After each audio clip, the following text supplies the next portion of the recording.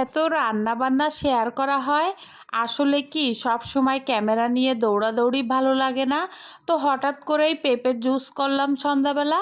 তো মনে হলো একটু ক্যামেরা বন্দি করতেই পারি, তো সবার উপকারে আসতেই পারে। পেঁপেটা যদি আমরা এভাবে জুস করে খাই তাহলে কিন্তু শরীরের জন্য যেমন ভালো, মনের উৎফুল্লতাও বাড়বে।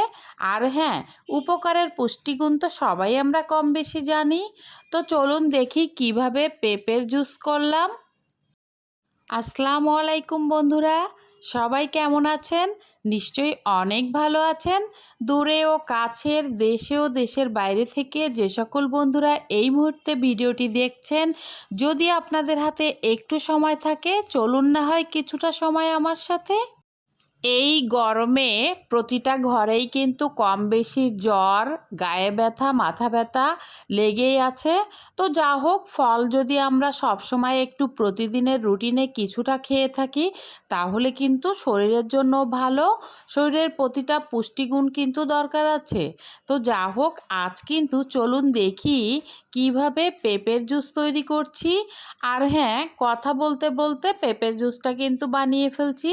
তো এখানে দেখেছেন একটা বড় সাইজের পেঁপে নিয়ে নিয়েছি। এটাকে আমি অফ ক্যামেরায় খোসাটা ছাড়িয়ে নিয়েছি। তারপর আমি এটাকে পিস পিস করে টুকরো টুকরো করে এই যে এখন ব্লেন্ডারে দিয়ে দিলাম। এখানে আমি কিন্তু পরিমাণ মতো কিছুটা 4 টেবিল চামচ মতো, হাফ কাপ পরিমাণ চিনি দিয়ে দিয়েছি, আর একটু পানি দিয়ে দিলাম পরিমাণ মতো। তো এখন আমি ব্লেন্ডার জারটি মুখটা লাগিয়ে এখন আমি ব্লেন্ড করে নিব। তো দেখতে থাকুন।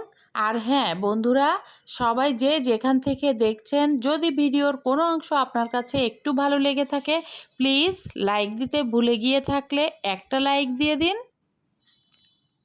তো দেখুন আমার ব্লেন্ড করা হয়ে গিয়েছে, কালারটা কতটা সুন্দর লাগছে। এটা একেবারেই অরিজিনাল জুস।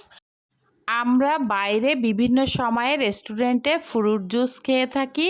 তো আমরা যদি এভাবে বাসায় একটু তৈরি করে খাই তাহলে কিন্তু পরিবারের সবাই একসাথে খেতে পারি। আর এটা কিন্তু স্বাস্থ্যসম্মতও বটে। তো দেখতেই পাচ্ছেন এখানে কিন্তু আমি একটু ফ্রিজের পানি মিশিয়ে এটাকে ভালোভাবে নেড়েচেড়ে নিচ্ছি। তো দেখুন এভাবে যদি আমরা জুসটা বানাই তাহলে কিন্তু খেতে বেশ মজা লাগবে। আর হ্যাঁ, এটা কিন্তু অনেক ইয়ামি ও অনেক টেস্টি হয়েছিল।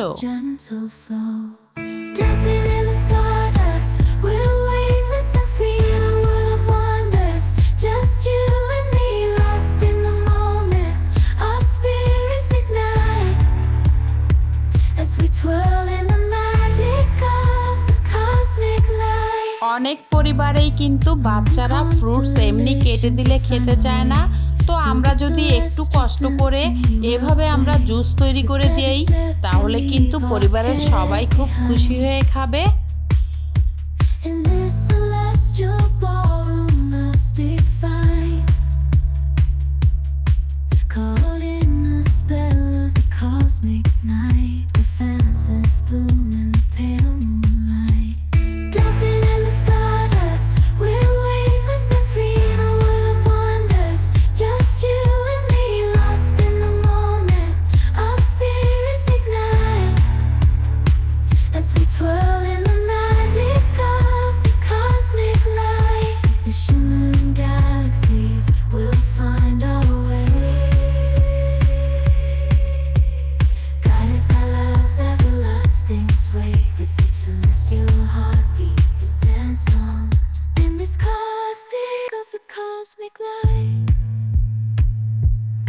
তো দেখুন পেঁপের জুসটা কিন্তু রেডি হয়ে গিয়েছে, দেখতে কতটা ইয়ামি লাগছে।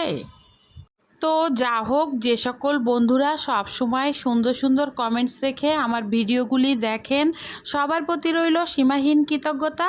আর যে সকল বন্ধুরা এখনও পর্যন্ত চ্যানেলটি সাবস্ক্রাইব করেননি অবশ্যই চ্যানেলটি সাবস্ক্রাইব করে নেবেন। আর হ্যাঁ, আমার বন্ধু তালিকায় বন্ধু হয়ে যান। আজকের মতো এখানেই বিদায় নিচ্ছি। আল্লাহ হাফেজ।